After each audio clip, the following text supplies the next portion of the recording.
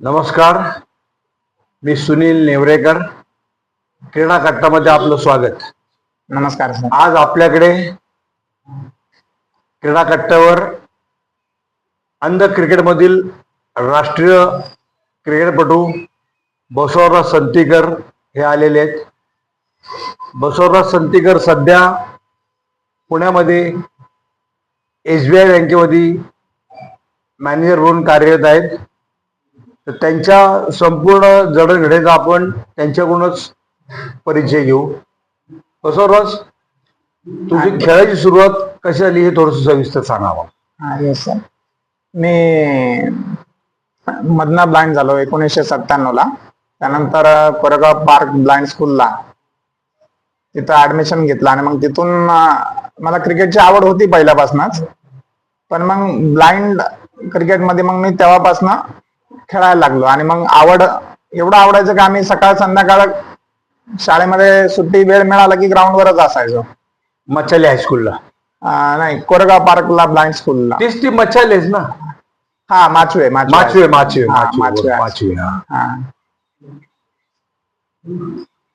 मग त्यानंतर पण 10वी नंतर पण आम्ही फर्ग्युसन कॉलेजला ऍडमिशन घेतलं. तिथं पण कॉलेज ग्राउंडवर खेळायचो आणि डिस्ट्रिक्ट लेवलला मग पुण्याकडनं पण खेळलो. नंतर महाराष्ट्र संघाकडनं पण निवड झाली आणि काही टुर्नामेंट लखनौला, दिल्लीला खेळायला संधी मिळाली महाराष्ट्राकडनं नॅशनल साठी. हो. अच्छा. त्यानंतर मग हे बँकिंग मध्ये कसं काय घुसलं? ब्लाइंड क्रिकेटमध्ये सर तेवढं म्हणजे उत्पन्नाचा असा सोर्स नाही, तर मग आपल्याला काहीतरी पर्यायी ऑप्शन पाहिजेलच. तर त्याच्यामुळे मग बँकिंगची एक्झाम दिली आणि मग क्रिकेट ही आवड मग काय सोडली नाही. म्हणजे आजही कधी संधी मिळाली कुठनं खेळायला तर आम्ही खेळायला जातोच. पण क्रिकेट खूप आवड आहे, म्हणजे पॅशन आहे क्रिकेटची. आणि बँकिंग मध्ये प्रवेश करताना काय स्ट्रगल करायला लागला? बँकिंग मध्ये सर 2013 मी नोकरीला लागलो. त्या ह्याच्यात ब्लाइंडला सगळ्यात मोठा स्ट्रगल असा आहे की ती जी एक्झाम पद्धत आहे ती फार कठीण आहे.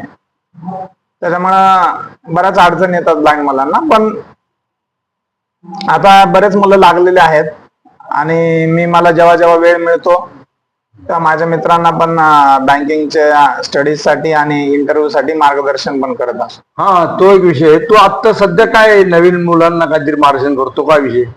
आता माझा एवढा एक्सपिरियन्स झाल्यानंतर मुलांनाच एक विश्वास आहे की मी काहीतरी त्यांना मार्गदर्शन करू शकतो.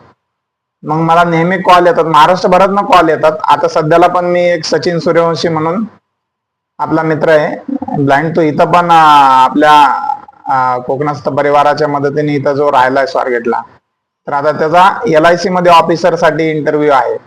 तर त्याला इंटरव्ह्यू साठी मी मार्गदर्शन करतो. तर मी बँकेतनं आल्यावर घरी रोज संध्याकाळी 1-1.5 तास याच्यासाठी वेळ देतो. जेव्हा जेव्हा महाराष्ट्रातनं खूप म्हणजे आतापर्यंत 200-300 मुलांना मी मार्गदर्शन केलेलं आहे आणि त्याच्यात मला आनंद आहे. असं काय नाही की मी काय मोठं करतोय. मला होतकरू ह्या विद्यार्थी, ब्लाइंड विद्यार्थी तुझं काय सांगणे?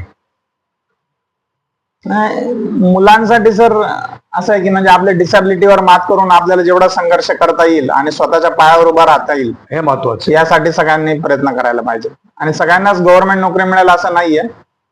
जी काही आपल्या पद्धतीने आपल्याला संघर्ष करून मिळवता येईल ते संघर्ष करायला पाहिजे, कारण आपण स्वावलंबी होणं हेच आपल्या आयुष्याचं यश आहे.